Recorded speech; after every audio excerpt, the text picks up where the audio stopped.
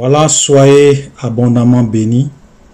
Nous continuons notre étude sur le livre de Matthieu. Donc, nous avons vu le chapitre 1 et le chapitre 2 dans la première partie. Dans la deuxième partie, nous avons vu le chapitre 2 et le chapitre 3. Et donc, aujourd'hui, nous allons commencer avec le chapitre 5. Alors, voici ce qu'il est dit dans le chapitre 1er. Voyant la foule, Jésus monta sur la montagne. Après qu'il se fut assis, ses disciples s'approchaient de lui, puis ayant ouvert la bouche, il les enseigna et dit. Donc, je vous conseille pour ceux qui veulent vraiment avoir une interprétation verset par verset de Matthieu chapitre 5, le verset 1er au verset 12. Voilà, je vous recommande d'aller suivre l'enseignement que j'ai eu à faire sur les véritables bénédictions selon Dieu. Et c'est la vidéo numéro 67. La vidéo numéro 67 où j'ai vraiment expliqué dans les détails, où j'ai donné l'interprétation dans les détails de Matthieu chapitre 5, le verset 1 à 12. Donc, on va gagner en temps. Au lieu de reprendre l'enseignement, nous allons continuer. Donc, je vous prie vraiment de pouvoir suivre cet enseignement-là pour pouvoir déjà avoir l'interprétation de ce verset. Donc, nous allons aller directement dans le chapitre, dans le verset 13 de Matthieu 5, où il est dit, « Vous êtes le sel de la terre, mais si le sel perd sa saveur, avec quoi la lui rendra-t-on? Il ne sert plus qu'à être jeté dehors et foulé aux pieds. Vous êtes la lumière du monde. » Voilà, une ville située sur une montagne ne peut être cachée, et on n'allume pas une lampe pour la mettre sous le boisseau, mais on la met sur le chandelier et elle éclaire tous ceux qui sont dans la maison. Donc ce verset-là est en train de nous faire comprendre qu'en tant que chrétiens, nous sommes le sel de la terre. Et nous savons tous que le sel donne la saveur à la nourriture. Le sel conserve, voilà, a une propriété de conservation. Donc nous sommes vraiment le sel. C'est-à-dire qu'un enfant de Dieu, c'est celui qui, par sa vie, apporte la saveur. Voilà. Le fait que les chrétiens soient aujourd'hui dans ce monde, ça préserve le monde de beaucoup de choses. C'est pour cela que quand l'enlèvement va avoir lieu et que l'Église va partir, le monde sera un chaos, le monde sera dans la confusion, le monde sera un désordre total. Et c'est la présence aujourd'hui des chrétiens qui sont la lumière, qui sont le sel, qui fait que le monde est vivable. Ok? Donc l'enfant de Dieu, c'est celui qui, dans sa famille, dans son lieu de travail, mène une vie à la gloire de Dieu, où il apporte la saveur, où il apporte vraiment la saveur. Voilà. Nous sommes la lumière. La Bible aussi dit ici, comme nous sommes la lumière du monde. Donc quand les gens regardent le chrétien, sa vie doit être une lumière. Sa vie doit être une boussole. Sa vie doit être un témoignage. Voilà, ça veut dire que, vous voyez, nous vivons dans un monde où les gens vivent dans les ténèbres, les gens vivent dans le péché, les gens vivent dans le mal. Donc, quand ils voient quelqu'un qui n'est pas comme eux, quelqu'un qui vit une vie différente d'eux, c'est un témoignage, c'est une lumière pour eux. Voilà, donc c'est ça le chrétien. Donc, un enfant de Dieu a une très grande responsabilité dans son lieu de travail, chez lui à la maison, dans sa famille, même si tout le monde est païen, de par sa vie, il doit être une lumière pour les gens qui sont dans les ténèbres. Souvent, on n'a pas besoin de forcément évangéliser. Souvent, sans même ouvrir la bouche pour évangéliser, souvent ta vie même doit être un message pour ceux qui te voient. Ta vie doit être un message pour les gens de ton quartier. Ta vie doit être un témoignage pour les gens de ta famille. C'est-à-dire qu'au dernier jour, quand ils vont se présenter devant Dieu, au jour du jugement, Dieu va leur dire, il y avait parmi vous quelqu'un qui a vécu une vie, déjà même sa vie était déjà un témoignage pour vous. Vous vivez dans l'impudicité, dans l'adultère, dans la fornication, dans le mensonge, mais lui, il ne vivait pas dans tout ça. Et vous voyez la manière dont il vivait. Voilà, vous voyez, ça veut dire que nous avons une grande responsabilité de par notre vie. Frère, Nous sommes en train de donner un message au monde. Tu peux peut-être dire que tu ne sais pas parler. Tu peux peut-être dire que tu ne peux pas convaincre quelqu'un d'accepter Jésus. Ok, mais ta vie doit être un message pour eux. Ta façon de vivre doit être déjà un message pour eux. Tu dois même les évangéliser par ta vie, sans même ouvrir la bouche. Frère, c'est ce que la Bible dit. Nous sommes le sel de la terre, nous sommes la lumière du monde. Au verset 16, verset 16 dit, que votre lumière luise ainsi devant les hommes, afin qu'ils voient vos bonnes œuvres et qu'ils glorifient votre Père qui est dans les cieux. Vous voyez? Donc notre vie, les gens doivent voir nos bonnes œuvres, ils doivent voir notre vie. Et en voyant nos bonnes œuvres, en voyant la vie que nous menons, c'est comme une lumière pour eux.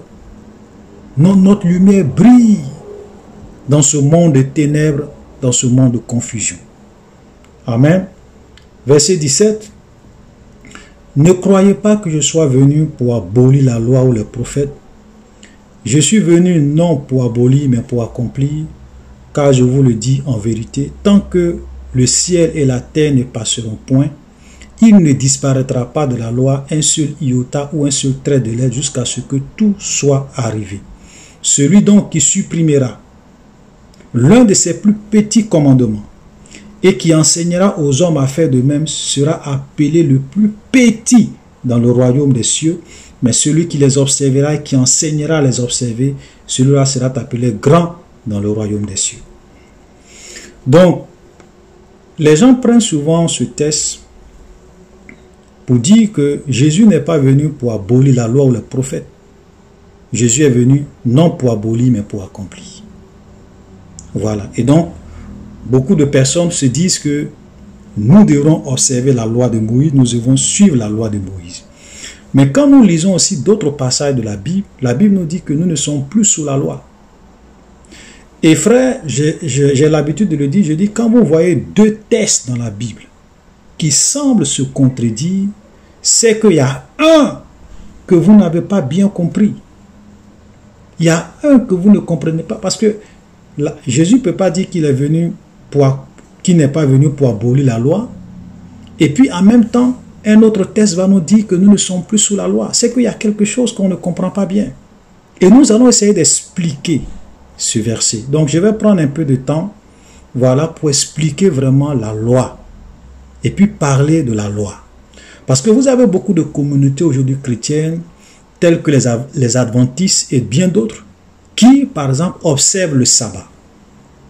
Ils disent que le sabbat doit être respecté. C'est-à-dire que nous, les chrétiens, nous devrons respecter le sabbat. Et au temps de Jésus et chez les Juifs, le sabbat, ce n'est pas le dimanche.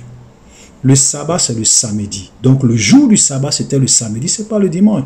Donc, ils disent que les chrétiens doivent respecter le sabbat parce que le sabbat, c'était le 4e commandement des 10 commandements. Voilà, parce que Jésus n'est pas venu pour abolir la loi, mais il est venu pour l'accomplir. Voilà, et donc, il y a beaucoup de communautés comme ça, telles que les adventistes, qui vraiment enseignent que nous devrons observer le sabbat, et c'est l'une de leurs doctrines fondamentales. Ok? Ils insistent sur ça. Donc, nous allons voir la vérité. C'est quoi, frère, la loi? Quand Jésus dit qu'il n'est pas venu pour abolir la loi ou les prophètes, qu'il est venu pour l'accomplir, ça veut dire quoi? Ce que nous devons savoir, c'est qu'en réalité, la loi, ok, était l'ombre des choses à venir. Ok? La loi n'a rien amené à la perfection. La loi, ou bien la constitution de Moïse, était une constitution temporaire, une loi temporaire, jusqu'à ce que ce qui est parfait puisse arriver. Et ce qui est parfait, c'est Jésus. Jésus est l'accomplissement de la loi. C'est pour cela qu'il dit qu'il est venu pour accomplir la loi. Il est venu pour accomplir. Ok? Et nous allons prendre des tests pour vraiment amener les gens à comprendre. Quand nous prenons par exemple Hébreux chapitre 10, le verset 1, voilà ce que la Bible dit. En effet, la loi, écoutez très bien frère, en effet la loi qui possède une ombre des biens à venir et non l'exacte représentation, ne peut jamais, par les mêmes sacrifices qu'on offre perpétuellement chaque année, amener les assistants à la perfection. C'est pour cela que tout à l'heure, je disais que la loi n'a rien amené à la perfection. Vous comprenez? Donc ici, la Bible nous dit que la loi était l'ombre des choses, des biens à venir. Et ce n'est pas l'exacte représentation. Donc ça veut dire que même les sacrifices que les gens faisaient dans la loi de Moïse, dans l'Ancien Testament, ne pouvaient pas amener les gens à la perfection. Ne pouvaient pas amener les gens au salut, à la justice de Dieu. Mais c'était l'ombre des choses à venir. Et nous allons prendre un autre texte encore. Galates chapitre 3, le verset 19. La Bible dit, pourquoi donc la loi? Donc ça commence par une question. Pourquoi donc la loi? Ce verset commence par une question. Pourquoi donc la loi? Il est dit, elle a été donnée ensuite à cause des transgressions, jusqu'à ce que vint la postérité à qui la promesse avait été faite. Vous comprenez? Ça veut dire que, pourquoi la loi? La loi a été donnée à cause des transgressions, à cause du péché. Donc, avant que Jésus ne vienne, avant que la postérité ne vienne, ok, Dieu nous a donné la loi pour que nous soyons sous cette loi jusqu'à ce que Jésus-Christ, le sacrifice parfait puisse venir pour accomplir la loi. Voilà la vérité. Ok? Et la Bible, par exemple, nous dit, quand nous lisons au verset 22, mais l'Écriture a tout enfermé sous la loi, afin que ce qui avait été promis fût donné par la foi en Jésus-Christ en ceux qui croient.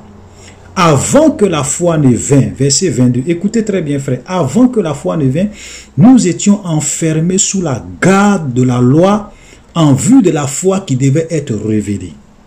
Vous voyez, avant, puisque au temps de Moïse, Jésus n'était pas encore arrivé. Donc qu'est-ce que Dieu va faire avant que Jésus ne vienne? Il va mettre les hommes sous la garde de la loi. C'est pour cela que je disais que la loi a été comme un régime transitoire, un régime temporaire. Ok, Dieu nous a mis sous ce régime-là jusqu'à ce que la foi vienne. La foi fut révélée en Jésus-Christ. Verset 14. Ainsi, la loi a été comme un pédagogue pour nous conduire à Christ, afin que nous fussions justifiés par la foi. La foi étant venue, nous ne sommes plus sous ce pédagogue. Vous comprenez? Ça veut dire que la loi a été comme un pédagogue, comme un guide, comme un enseignant, comme un régime pour nous conduire à Christ. Maintenant, afin que nous fussions justifiés par la foi en Jésus, par la foi en Christ.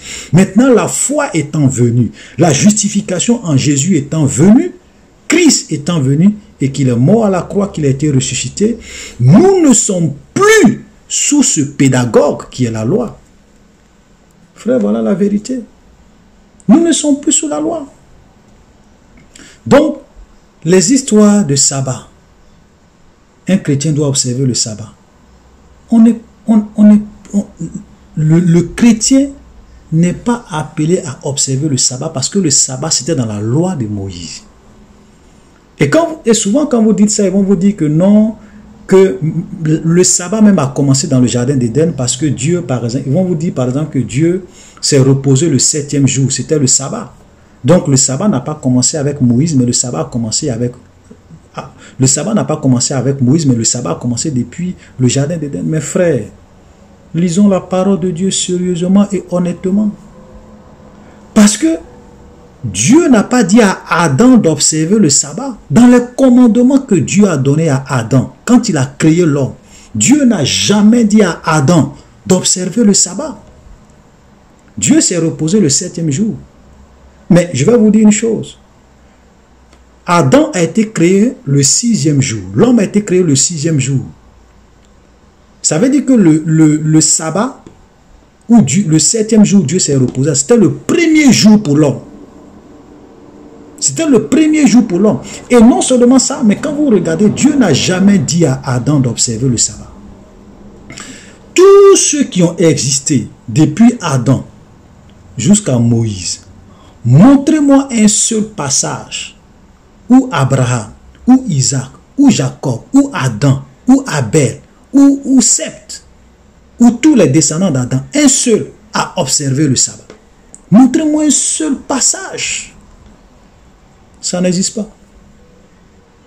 Ça n'existe nulle part. Ça veut dire que le sabbat, en tant que loi, où Dieu a dit aux gens, voici, je vous donne ma loi, vous devez travailler 6 jours et vous reposer le 7e jour. En tant que loi que les hommes doivent observer, c'est venu avec Moïse. Ça fait partie des 10 commandements de Moïse, l'observation du sabbat. Sinon, Adam n'a jamais observé le sabbat. Dieu n'a pas dit à Adam, tu ne dois pas manger l'arbre de la connaissance du bien et du mal, et tu dois observer le sabbat. Nulle part. Vous voyez, souvent les gens, ils prennent les Écritures, ils tordent le sens des choses pour justifier ce qu'ils veulent. Voilà. Vous comprenez? Et quand nous venons dans Colossiens, pourquoi nous on n'observe pas le sabbat? Regardez ce que la Bible nous dit dans Colossiens. Colossiens chapitre 2, le verset 16. Que personne donc ne vous juge au sujet du manger ou du boire, au sujet d'une fête, d'une nouvelle lune ou des sabbats. C'était, verset 17, c'était l'ombre des choses à venir. Vous comprenez? Paul dit qu'on ne vous juge pas au sujet du boire ou du manger ou au sujet d'une fête, d'une nouvelle lune ou des sabbats. Des nouvelles ou des sabbats. Car c'était l'ombre des choses à venir. C'est tellement clair. Même le sabbat, c'était l'ombre des choses à venir. En fait, le sabbat, ça c'est le jour du repos. Mais le véritable repos se trouve en Jésus. Les gens, eux, se reposaient le samedi, mais c'était une image du véritable repos que tous ceux qui allaient croire en Jésus, qui allaient avoir la foi, allaient vraiment se reposer en Jésus. C'est pour cela que Jésus a dit, venez à moi, vous tous qui êtes fatigués et chargés. Je vous donnerai du repos. Voilà le sabbat. Le vrai sabbat se trouve en Jésus. C'est le repos que Jésus nous donne. Ce n'est pas un jour spécial qu'on doit observer. Ce n'est pas vrai. Ce n'est pas un jour spécial. Le vrai repos se trouve en Jésus. Ce n'est pas un jour. Venez à moi, vous tous qui êtes fatigués et chargés. Je vous donnerai du repos. Et je vais prendre un dernier test parce qu'il y a d'autres tests qu'on peut montrer. Mais je ne veux pas, comme on est en train de faire l'étude de Matthieu, je vais prendre un dernier test. Frère, qui prouve encore que nous les chrétiens, nous ne sommes pas soumis au sabbat. Parce qu'il y a eu un débat. Quand l'église a commencé, il y a eu un débat de savoir est-ce que les chrétiens doivent observer la circoncision? Est-ce que les chrétiens doivent observer la loi de Moïse? Il y a eu ce débat-là. Je vais vous lire le texte et vous allez comprendre que ça ne date pas d'aujourd'hui. Est-ce qu'un chrétien doit observer le sabbat ou pas? Est-ce qu'un chrétien doit observer la loi de Moïse ou pas? Ça ne date pas d'aujourd'hui. Et les apôtres ont réglé ce problème-là définitivement pour ceux qui veulent voir, pour ceux qui veulent comprendre. Maintenant, pour des gens qui ne veulent pas comprendre, on ne peut rien faire. Voilà, on ne peut pas forcer les gens. Mais la vérité est là pour ceux qui veulent connaître la vérité. Regardez Actes chapitre 15. À partir du verset 1er, il est dit, quelques hommes, venus de la Judée, enseignaient les frères en disant, si vous n'êtes circoncis selon le rite de Moïse, vous ne pouvez être sauvés. Donc voilà des chrétiens qui se sont convertis et qui venaient pour dire aux chrétiens qui étaient des païens, pour leur dire que c'est vrai que vous avez accepté Jésus, mais si vous ne vous faites pas circoncis selon le rite de Moïse, vous ne serez pas sauvés. Vous n'êtes pas sauvés. C'est-à-dire que même si vous croyez en Jésus, tout cela, vous n'êtes pas sauvés. Et là, le verset 2 dit, Paul et Barnabas eurent avec eux un débat et une vive discussion. Et les frères décidèrent que Paul et Barnabas et quelques-uns de leurs montaient à Jérusalem vers les apôtres et les anciens pour traiter cette question. Voilà. Donc, il y a d'autres qui disaient, il faut que les chrétiens se circoncisent s'ils veulent être sauvés, selon le rite de Moïse. Et Paul et Barnabas ont dit non. Nous ne sommes plus soumis à la loi de Moïse. Nous ne sommes pas obligés de nous circoncire pour qu'on soit sauvés. Donc, il y a eu un grand débat, une vive discussion entre eux, un débat entre eux.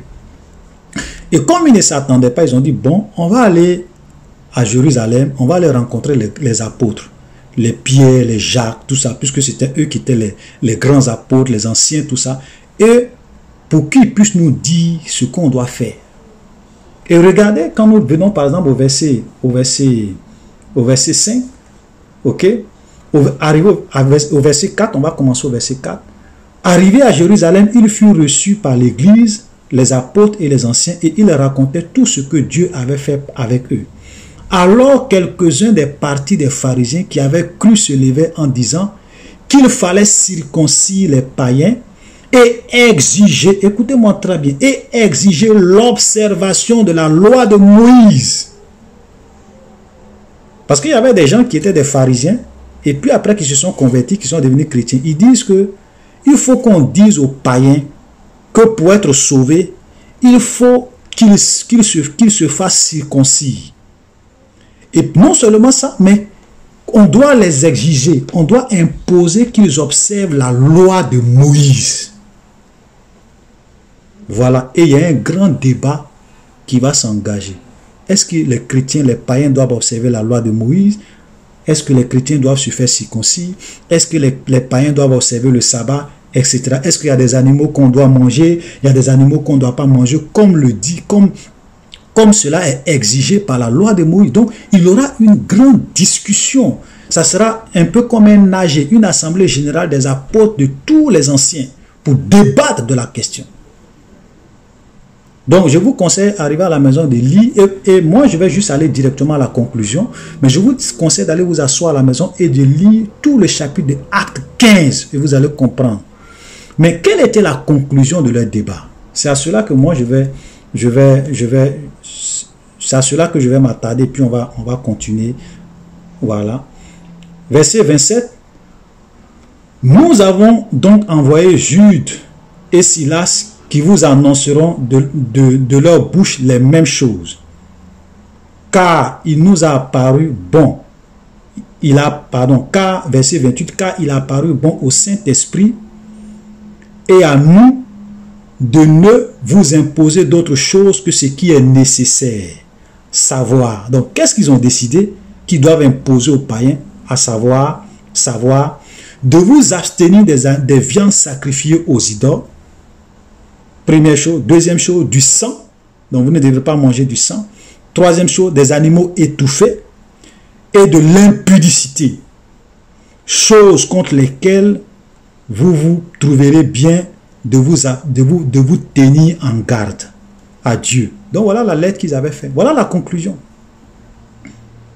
Après le débat pour savoir si les chrétiens doivent observer le sabbat ou pas, est-ce que les chrétiens doivent observer la loi de Moïse ou pas, est-ce que les chrétiens doivent se faire circoncire ou pas, après ce grand débat-là, voilà la conclusion. Ils disent que non, on ne doit pas imposer aux païens d'autres choses. Tout ce qu'on doit leur dire, c'est qu'ils ne doivent pas manger des viandes sacrifiées aux idoles, ils doivent s'abstenir du sang, ils ne doivent pas manger des animaux étouffés, ils doivent s'abstenir de l'impudicité. Point barre. Si le sabbat était aussi important, pourquoi les apôtres n'ont pas exigé aux païens d'observer le sabbat? Dites-moi. Si le sabbat était une question de vie ou de mort, parce que les païens ne connaissent pas le sabbat. Les juifs, eux, on peut leur dire qu'eux, déjà, ils connaissaient le sabbat. Mais nous, les païens, on ne connaît pas le sabbat. Pourquoi les apôtres n'ont pas exigé? Frères, nous ne sommes pas appelés à observer le sabbat. Je suis désolé. Le sabbat, ce n'est pas pour les chrétiens. Voilà. Maintenant, si quelqu'un veut observer, si vous voulez observer le samedi comme le sabbat, ok, vous êtes libre de le faire. Mais ne venez pas imposer ça pour dire que nous devrons observer le sabbat, que c'est la loi de Moïse, le sabbat, on doit forcément respecter le sabbat. Ce n'est pas biblique. Ce n'est pas biblique. Voilà. Donc, vous voyez, donc quand vous prenez les gens, les adventistes qui disent que non, on doit respecter le sabbat avec leur prophétesse Ellen White. Voilà. Moi, frère, généralement, moi, je me méfie des communautés qui sont attachées à la doctrine et souvent aux enseignements d'un fondateur ou bien d'une fondatrice. Voilà, vous prenez par exemple les adventistes, leur fondatrice ou bien l'une de leurs grandes prophétesses, c'est quoi? C'est Ellen White. Donc quand vous voyez adventistes, ils vont très souvent vous parler de Ellen White, les enseignements de Ellen White. Ils vont même aller lire les livres de Ellen White. Voilà, vous prenez les Branhamistes, William Branham. William Branham est un faux prophète. Voilà, je le dis. Parce que quand vous écoutez les enseignements de William Branham a enseigné des doctrines erronées. J'ai envie de dire même diaboliques. Souvent quand je dis William Branham c'est un faux prophète, les gens n'aiment pas. Mais c'est la vérité. Sur la base des enseignements de William Branham est un faux prophète. Voilà. Ou bien vous avez les kimbanguistes qui suivent Simon Kimbangu. Voilà. Frère, pourquoi suivre des hommes? Ellen White est morte, elle a été enterrée. Elle n'est pas ressuscitée. William Branham est mort, il a été enterré, il n'est pas ressuscité. Simon Kimbangu est mort, il a été enterré, il n'est pas ressuscité. Tout cela, aucun d'entre eux n'est mort pour vous. Voilà. Seul Jésus-Christ est mort pour nous. C'est lui que nous devrons suivre. C'est à lui que nous devrons obéir. On ne doit pas chercher à obéir aux enseignements des hommes. Ellen White peut se tromper. William Branham peut se tromper. Simon Kimbangu peut se tromper. Voilà. Ce ne sont pas des dieux. Voilà. Donc frère, arrêtons d'idolâtrer les gens. Jésus-Christ est digne, lui seul est digne de louange, est digne d'adoration, est digne de considération. Seul ce qui est écrit dans la parole de Dieu, c'est à ça qu'on doit obéir. Voilà. Frère, si William Branham à la fin de sa vie, ou bien au soir de sa vie, il s'est repenti, il est sauvé, gloire à Dieu. Si Ellen White, au soir de sa vie, elle s'est repentie, elle est sauvée, gloire à Dieu. Si Simon Kimbangu, au soir de sa vie, avec tous les enseignements erronés qu'il a donnés, au soir de sa vie, il s'est repenti, il est sauvé. Gloire à Dieu, on va les retrouver au ciel. Mais on ne va pas se battre pour des... Vous voyez aujourd'hui des chrétiens qui se battent, qui sont accrochés à des leaders, à des hommes politiques, à des hommes religieux, qui le regardent comme étant des modèles, même plus que Jésus. Frère, arrêtons d'idolâtrer les gens. Ça, c'est un péché grave. Dieu seul est digne. Dieu seul est digne d'être adoré. C'est lui seul qu'on doit suivre. C'est lui seul qui est le médiateur d'une nouvelle alliance entre Dieu et les hommes. Jésus seul a versé son sang pour que toi et moi, nous soyons sauvés. Ce n'est pas Ellen White. Ce n'est pas Branham. Ce n'est pas Simon Kimbangu. Ce n'est pas le faux prophète de la Côte d'Ivoire, Kakou Philippe. Voilà. Donc frère, quand Jésus dit dans Matthieu, on va revenir, quand Jésus dit dans Matthieu que qui n'est pas venu pour abolir la loi mais pour l'accomplir, il faut bien comprendre. Il est venu pour accomplir la loi parce qu'il est l'accomplissement de la loi. Ok? Voilà. Et regardez, et je vais vous faire noter une partie. Il dit, souvent les gens lisent la Bible, ne lisent pas bien. Regardez le verset 17. Il dit, car je vous le dis en vérité, tant que le ciel et la terre ne passeront point, il ne disparaîtra pas de la loi un seul iota ou un seul trait de lettre jusqu'à ce que, jusqu'à quoi? Jusqu'à quand? Parce qu'il a dit qu'il ne disparaîtra pas un seul trait de lettre de la loi jusqu'à ce que tout soit accompli. Tout a été accompli en Jésus. Voilà. Mais avant que, puisque Jésus n'avait pas tout accompli, on ne pouvait pas supprimer même le plus petit commandement de la loi de Moïse. Maintenant que Jésus a tout accompli, on peut barrer le sabbat. Ok? On peut barrer le fait qu'il y a des animaux qu'on doit manger, il y a des animaux qu'on ne doit pas manger. Pourquoi? Parce que la Bible nous dit manger de tout ce qui se vend sur le marché. Voilà, donc, nous avons par exemple dans la loi, comme quelqu'un le disait, voilà, que c'est pas parce que, ça aussi c'est une précision que je dois faire, c'est pas parce que nous ne sommes plus sous la loi que nous devons faire le contraire de la loi. Je vais dire quoi? Je vais dire c'est pas parce que par exemple on n'est plus sous la loi qu'on doit tuer parce que la loi disait qu'on doit pas, excusez-moi, qu'on doit pas tuer. Non, il faut bien comprendre. Ok? Parce que même quand vous venez dans la grâce, Jésus a donné de nouvelles lois. Par exemple, la Bible nous dit que ni les impudiques, ni les idolâtres, ni les meurtriers n'hériteront le royaume des cieux. Voilà. Donc, ne pas être sous la loi ne veut pas forcément dire le contraire de tout ce qui était sous la loi. Ça veut dire que si, dans la Bible, on nous dit clairement, bien dans la Nouvelle Alliance, on nous dit clairement qu'on ne doit pas observer ça, qu'on doit observer ça, voilà, on suit ce qui est écrit. Vous comprenez? Voilà. Mais on ne va pas aller prendre tous les préceptes de la loi pour dire qu'on doit obéir. Par exemple, le sabbat. On a vu clairement que nous ne sommes plus sous le sabbat. Le sacrifice des animaux, quand vous lisez Hébreu, c'est plus par le sacrifice des animaux que nos péchés sont pardonnés, mais c'est par le sacrifice de Jésus. Voilà, frère, donc faisons beaucoup attention. Faisons beaucoup attention. Et quand nous lisons la Bible sérieusement. Parce qu'il y a des gens qui vont venir dire, ouais, mais Jésus lui-même, il a dit, je vous le dis en vérité, tant que le ciel et la terre ne passeront point, il ne disparaîtra pas de la loi un seul iota ou un seul trait de lettre. Si vous vous arrêtez là, vous allez vous tromper, parce qu'il a dit, jusqu'à ce que tout soit accompli. Tout soit arrivé. Mais Jésus a tout accompli. Voilà. Voilà la vérité, frère. Ok? Donc, nous allons continuer juste un peu, et puis on va s'arrêter là, parce qu'on a passé beaucoup de temps à expliquer ce passage, parce que beaucoup comprennent mal ce verset, où Jésus dit qu'il n'est pas venu pour abolir la loi, mais qu'il est venu pour l'accomplir. Ok? Verset 20. Car je vous le dis, si votre justice ne surpasse celle des scribes et des pharisiens, vous n'entrerez point dans le royaume des cieux. Qu'est-ce que Jésus est en train de dire? Il est en train de dire que si votre niveau de sanctification, si votre justice, si votre crainte de Dieu ne dépasse pas celle des scribes et des pharisiens, vous n'allez pas entrer au paradis. C'est pour cela que vous allez comprendre que ceux qui comprennent la grâce est plus exigeant que la loi de Moïse.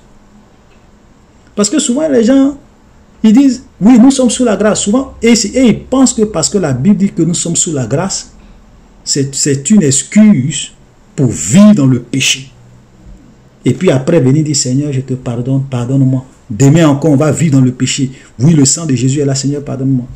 Ouais, les gens s'amusent avec Dieu. Et je le répète et je le dis. Beaucoup de soi-disant chrétiens vont se réveiller dans l'éternité. Ils auront le choc de leur vie. Parce qu'ils vont se rendre compte que ce n'est pas Dieu qu'ils ont trompé, c'est eux-mêmes qu'ils ont trompé. Parce qu'ils ne vont pas entrer au paradis. Jésus dit que si votre niveau de sanctification, votre justice ne dépasse pas celle des scribes et des pharisiens, vous n'allez pas entrer au ciel. Voilà la vérité. Maintenant, par la suite, il va maintenant prendre point par point pour nous expliquer les domaines dans lesquels notre vie de sanctification, notre justice, notre vie de pureté doit surpasser celle des scribes et des pharisiens. Verset 21, il dit, vous avez entendu qu'il a été dit aux anciens, tu ne tueras point. Celui qui tuera mérite d'être puni par les juges. Ça, c'est ce que l'Ancien Testament dit. Ça veut dire que quelqu'un qui tue, les juges doivent mener les enquêtes et juger. Ça, c'est la loi de Moïse. Mais il dit, mais moi, je vous dis, moi, Jésus, je vous dis, parce que je suis l'accomplissement de la loi. Moi, je vous dis que quiconque se met en colère contre son frère mérite d'être puni par les juges. Celui qui dira à son frère Raka mérite d'être puni par le Sahédrin. Et que celui qui lui dira insensé mérite d'être puni par le feu de la géhenne. Vous comprenez ça?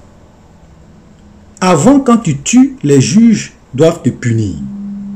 Mais Jésus dit que le simple fait même que tu te mets en colère contre quelqu'un, les juges aussi doivent te punir. C'est pour cela que la Bible dit que si tu te mets en colère, que le soleil ne se couche pas sur ta colère. Vous comprenez? Parce que Dieu ne nous a pas appelés à être des gens coloreux. Non.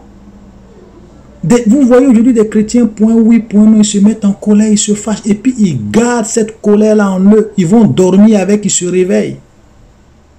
La Bible dit que quiconque se met en colère contre son frère mérite d'être puni par les juges. C'est pour cela que la Bible dit, si tu te mets en colère, arrange-toi pour ne pas que le soleil se couche sur ta colère. Il faut pardonner. Ok? Maintenant, si cette colère-là te pousse à dire un mot, à faire sortir quelque chose de ta bouche de méchant, raka, cette fois-ci, ce n'est pas les petits juges là qui doivent te juger, qui doivent te punir.